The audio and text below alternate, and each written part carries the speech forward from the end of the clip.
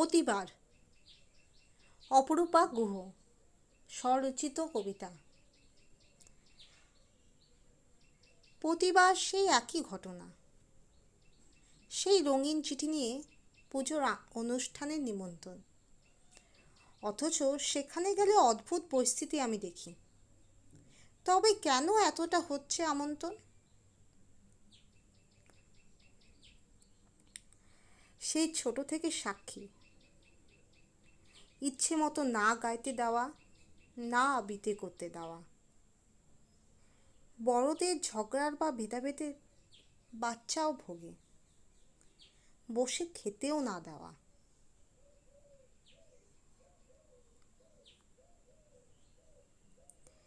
একটা গভীর ভেদাভেদ যা বড় থেকে ছোট ছাড়িয়েছে অনুষ্ঠান নামে মাত্র। মেধাবী তো আমি